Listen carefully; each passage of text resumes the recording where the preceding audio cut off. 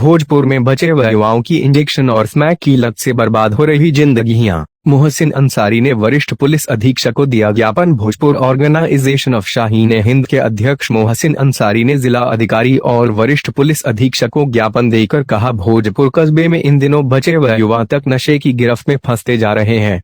Evil injection से लेकर smack और ब्राउन शुगर की लत बच्चों व युवाओं की जिंदगी बर्बाद कर रही है। इन दिनों कस्बे के कई मोहल्ले नशे की गिरफ्त में आ गए हैं। मोहल्ला रेलवे स्टेशन कॉलोनी की नई पीढ़ी नशे की गिरफ्त में पूरी तरह आ चुकी है और मोहल्ला के युवा पीढ़ी इसी मोहल्ले में जाकर नशा करते हैं।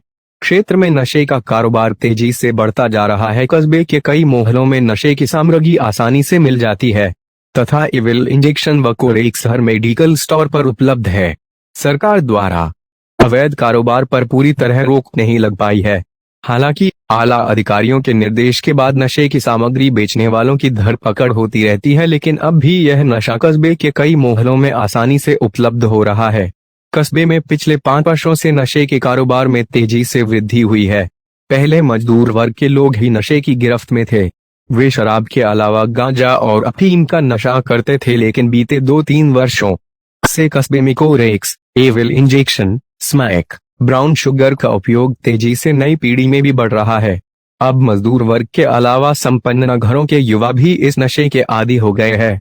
बड़े शहरों से लौटे उच्च शिक्षा हासिल कर रहे युवा भी अपनी नसों में जहर घोलने में लगे हुए हैं।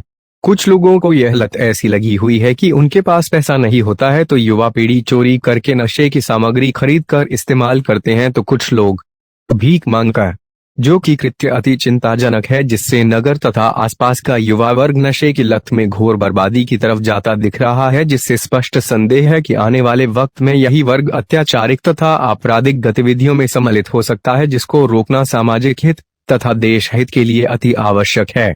और आला अधिकारियों से कहा, जल्द ही इस प्रकरण को संज्ञान में लेकर देश के युवा व देश के भविष्य को अंधकार में जाने से बचाया जाए।